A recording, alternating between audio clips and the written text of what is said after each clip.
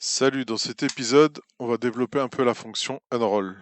Donc, on va ouvrir un STL. Donc, le but, c'est de travailler avec cette fonction-là, unroll. Ça va dérouler une partie. Donc, on va essayer de garder que la partie amortisseur. On va utiliser que la partie amortisseur qui est là. Donc, on va effacer avec les fonctions. On prend traversant, un rectangle. On supprime ce qu'on a besoin, ce qu'on n'a pas besoin, pardon. Voilà.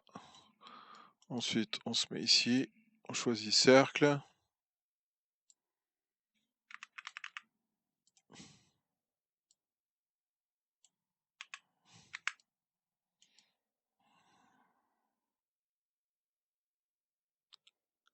CTRL Z, je vais rétrécir un peu la zone. Alors là, vous voyez, c'est ce que j'ai sélectionné. Ici, on peut réduire la zone. Donc ça bouge à ce niveau-là. On peut cacher avant de supprimer pour voir si ça a bien s'enlever. Voilà, on peut faire apparaître. Et si je suis augmenté, alors je fais œil, CTRL Z, voilà. Je vais encore réduire. Supprimer. Voilà. Ça suffira largement.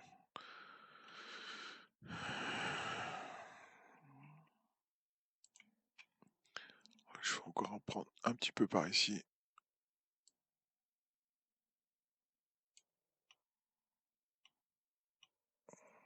Ça s'enlève ça. Supprimer.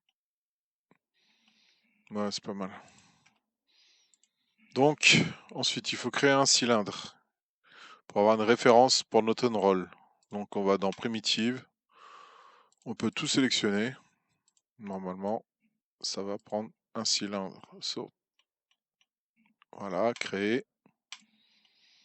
On va dans Scan Data, Unroll. On choisit ce cylindre et on choisit la section qu'on veut faire. Donc, ça va nous donner cette vue-là. Ok, on valide. On cache le mesh et le cylindre. On choisit une vue. Donc, le but, c'est de récupérer une ligne qui va passer par toutes ces formes-là. Donc, on va faire un 2D sketch. On change de plan. Et le but, c'est juste de récupérer un petit bout de la section, de faire passer un cylindre, non, un cercle, pardon. On valide, on valide. Voilà. Pour quelque chose d'à peu près uniforme, on va les coter. Pardon, CTRL Z. Cotation. On va essayer de tous les mettre pareil. Voilà, alors ici, on va mettre 7,5, c'est 6, on va mettre 7,6. 7,6. 7,6.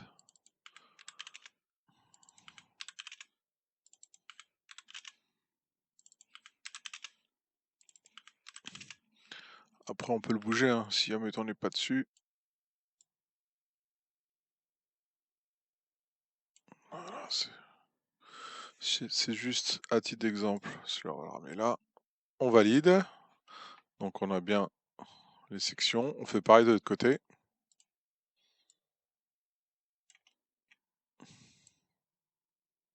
On récupère un petit bout. Hop, on valide. On fait pareil. Extract primitive.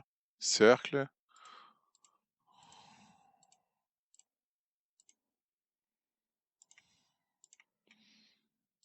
On vient le côté.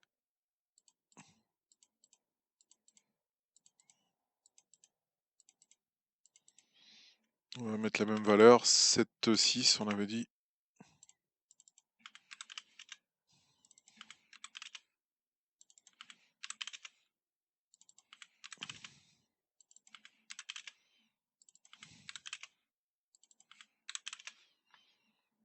Voilà, échappe. On vient placer à peu près sur la forme. Ici, on est à peu près bon. On valide. Donc maintenant, on va essayer de faire passer une ligne. Alors l'idéal, c'est de la faire passer en 3D. Donc on fait 3D sketch. Alors on regarde bien. On clique au centre. On valide ici. On fait clic droit, finish. On fait pareil sur tous. Finish.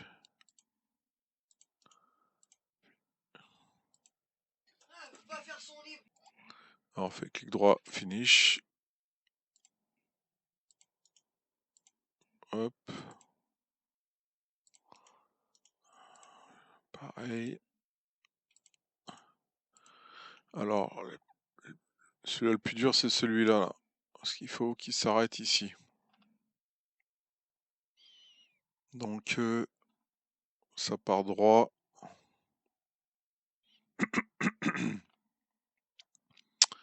Pour l'instant, pour l'exemple, on va pas le prendre. On va faire. Sinon, si je le fais passer là, lui repart droit. Donc, on va essayer de récupérer une section. Déjà, on va faire du nettoyage à ce niveau-là. Alors, on édite. On vient choisir cette partie-là. On supprime. On supprime. Ça va faire quelque chose de plus uniforme. Alors ici, c'est pareil.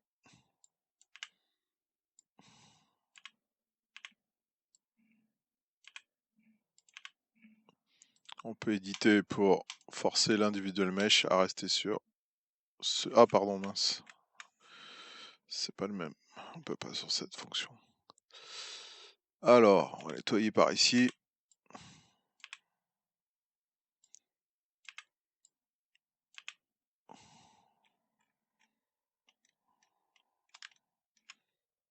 Par ici, on va nettoyer un peu.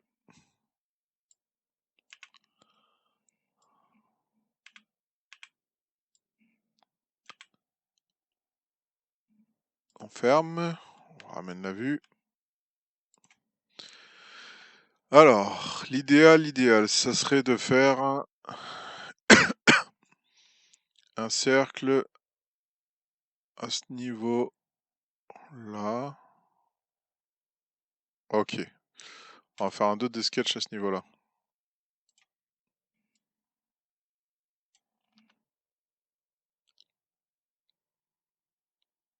On valide.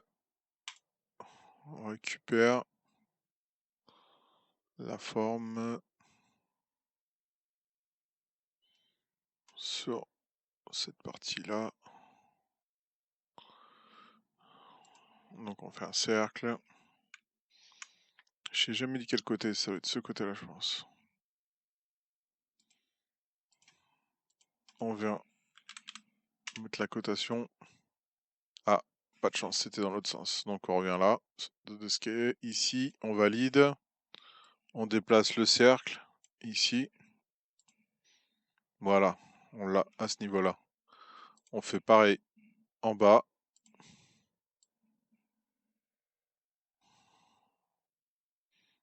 Une section. On valide.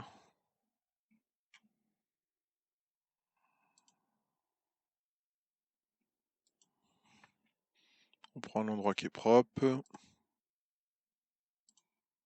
On le cote à 7,6 et on vient le déplacer ici.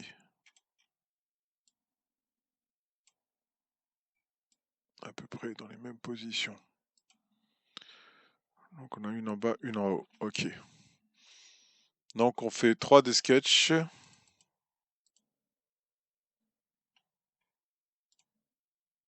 On se met là, on fait finish. Et si on veut prolonger la ligne, on fait extrapolate. Et on vient pousser la ligne jusqu'à l'endroit qu'on a besoin. On va le réduire ici même. Ok. On fait pareil en bas.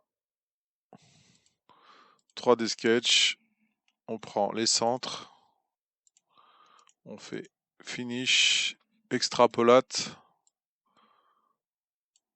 Ok. Donc là, on a nos lignes 3D. Donc le but, c'est de... Ces lignes maintenant viennent suivre la forme de l'amortisseur. Donc on fait un clic gauche. Alors, ouais, clic gauche ici. Et on fait Roll to Sketch. On va commencer par celui-là. Roll to Sketch. On choisit la tolérance. Et voilà. Donc, on le fait une fois ici. On le fait sur ce... Ah, pardon, on va recommencer. On va commencer par celui-là, le grand. On fait Roll to Sketch.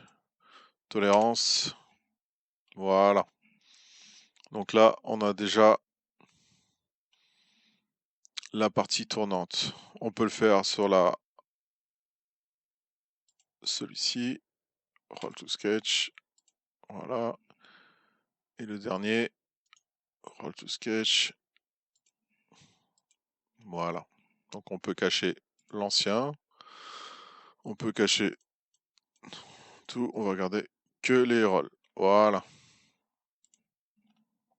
Donc là, on a bien... On peut me cacher les autres, hein, juste pour avoir la fonction. On a bien tout le cheminement.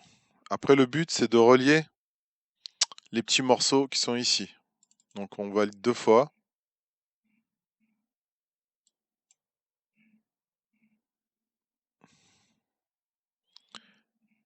Et on vient forcer. Alors vous voyez, là, si on fait ça, c'est pas bon, parce que ça fait une cassure. Il faut forcer, alors que je me rappelle. Il faut éviter que ça fasse une cassure pas propre. Alors on va forcer le système, on va faire un clic droit, rebuild curve. On va augmenter les points. Voilà. Donc là, ce sera plus simple à rajouter une ligne. Donc snap mode, je mets sur off. Et là, je valide. Je fais finish.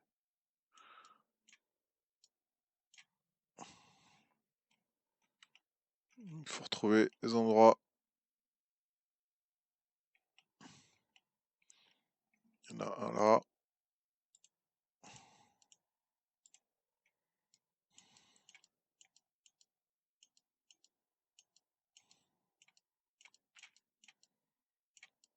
Il doit en avoir un autre quelque part. J'ai dû le zapper, il est là.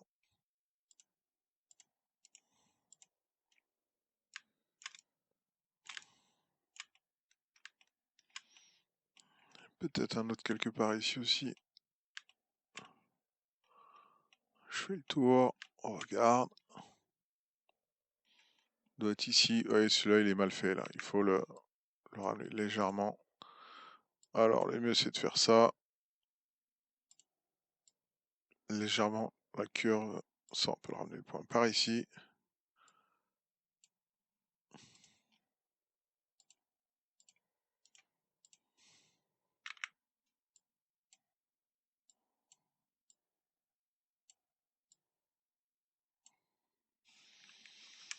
Voilà. Donc là, on doit être pas mal en valide. Il y en avait encore un là. Ok.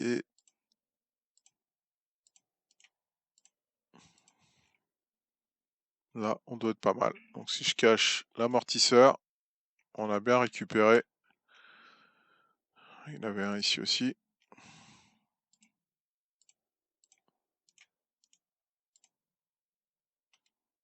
Donc après, le but c'est de déplacer légèrement, de récupérer un truc assez propre. Donc on a récupéré la forme de l'amortisseur.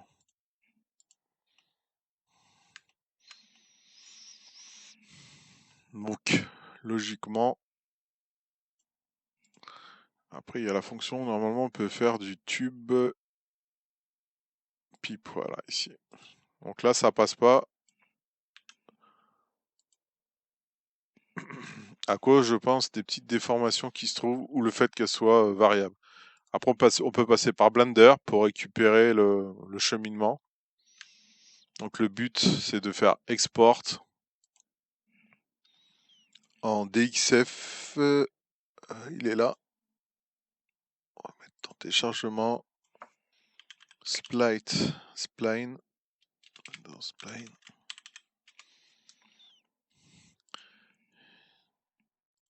Voilà, maintenant qu'on a récupéré le DXF, on va l'utiliser dans Blender. Alors, importer DXF, download. Voilà. Là, on a notre ligne. Donc si on veut faire une forme suivant cette direction. Donc déjà, on se met sur une vue, on fait AD cylindre, cercle. Le cercle il se trouve ici.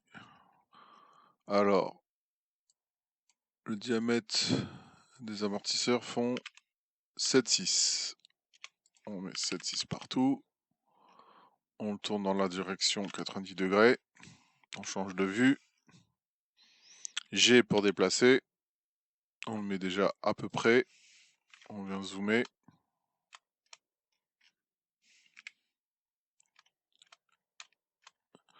Voilà. Encore G pour déplacer. On le ramène. On change de vue. J'ai ramené le point sur la bonne direction. Ensuite, je fais une petite rotation pour essayer d'être à 90 degrés.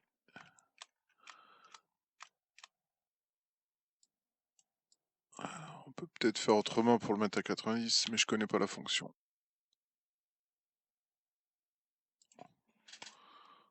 Voilà, on est pas mal. Donc voilà, ça donne ça. Ensuite, ce cercle, il faut le convertir en curve. Ensuite, on sélectionne notre forme. On va sur Data, Géométrie. Dans Géométrie, on va dans Bevel, Object, et on choisit le cercle. Voilà.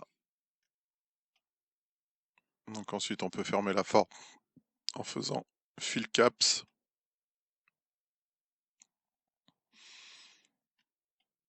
Donc voilà le joli ressort.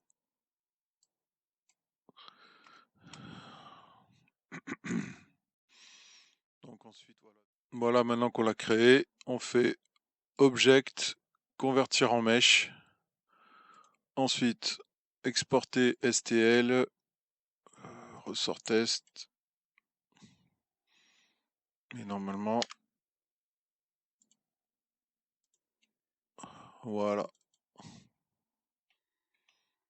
Il se retrouve ici. Voilà, voilà. Merci.